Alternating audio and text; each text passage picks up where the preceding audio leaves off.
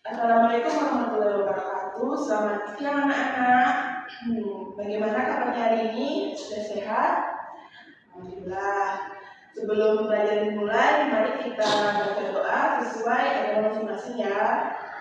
Doa dimulai. Amin. Nah, sebelumnya ibu mau absen dulu nih. Coba kalian lihat teman di sebelah kalian ada yang hadir nggak? Ada semua ya. Alhamdulillah. Ini kelihatannya kalian pada lemes nih. Ibu mau SBK ya, kita biar kita pada semangat. Oke, kita akan melakukan SBK musim dingin dan musim panas. Kalau ibu bilang nyaman, itu kalian menggigil seperti kedinginan ya. Nah, sedangkan kalau ibu bilang syah, berarti kalian kepanasan, panas. Oke, kita mulai SBK-nya. Gimana anak-anak? Udah pada sudah semua kan? Nah, bagus. Pada hari ini kita akan membahas materi tentang keperadaban bangsa Arab sebelum datangnya Islam. Mau tanya nih dulu pada anak-anak, tahu nggak sih kenapa sebelum datangnya Islam bangsa Arab itu disebut zaman jahiliyah, sedangkan kan mereka itu pandai berdagang, hebat bersastra, puitis banget gitu. Tapi mengapa mereka mengalami zaman jahiliyah? Boleh Sulaiman? Benar sekali. Jahiliyah itu memang artinya bodoh, tapi bukan dalam artian bodoh intelektual.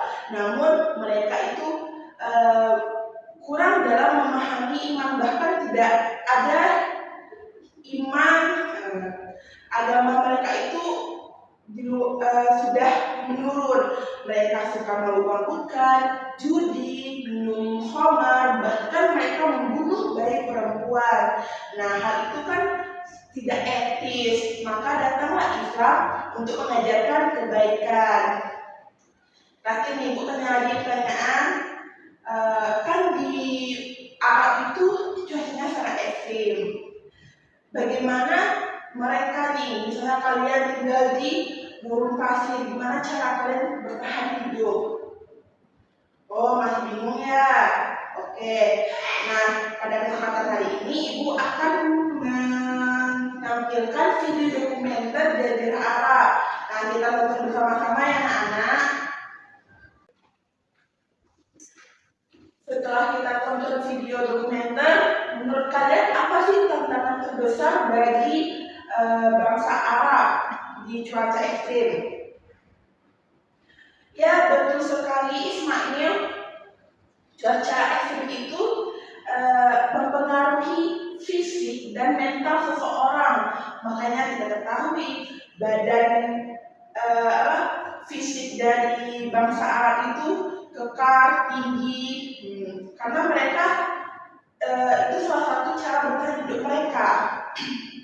Nah, dan sebab itulah mereka sering berpindah-pindah dan hingga mereka pergi tuh ke seluruh penjuru dunia hingga menyebarkan Islam hingga ke Indonesia. Baik, sekarang ibu ada tugas nih, kita ada tugas kelompok. Masing-masing kelompok ibu bagi 4. Kelompok 1 membahas tentang agama, kelompok 2 membahas tentang geografi, kelompok 3 membahas tentang budaya, dan kelompok 4 membahas tentang ekonomi. Nah, teman-teman anak-anak silahkan buka handphonenya. Kita akan menggunakan Canva. Kalian buat infografis yang semenarik mungkin di kelompok kalian dengan menggunakan sumber buku teks yang telah ada ya. Nah, kalian cari sumbernya. Jika kalian masih belum paham atau sulit, silahkan bertanya ke ibu. Nanti ibu akan membantu kalian. Baik anak-anak, silahkan kalian kerjakan. Ibu kasih waktu 15 menit ya, 15 sampai 20 menit. Silahkan kerjakan anak-anak. Ya, sudah selesai anak-anak. Nah, baik, silakan bertanya satu persatu ya. Kelompok satu silakan maju. Baik, kita sudah mempresentasikan semua kelompok dari kelompok 1 hingga kelompok 4. Nah, Ibu ingin kalian memberi tanggapan nih antara kelompok 1, kelompok 2, dan sebaliknya. Kelompok 1 bagaimana tanggapan kelompok 1 atas hasil presentasi kelompok 2? Ya, analisis yang bagus sekali dari perwakilan kelompok 1. Memang benar, Ka'bah itu merupakan jalur perdagangan, sehingga orang kabilah-kabilah Arab itu menaruh berhala di Ka'bah, karena ketika mereka melewati jalur perdagangan tersebut, mereka bisa menyembah berhala tersebut. Maka ada keterkaitan antara ekonomi dan agama, ekonomi dan geografis dan agama di Ka'bah itu, dan hal itu tidak dapat dilepaskan. Nah, anak-anak, kita sudah sampai di ujung pembelajaran.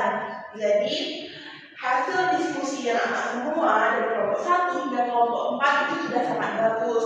Data yang kalian ambil dari buku itu juga sudah benar.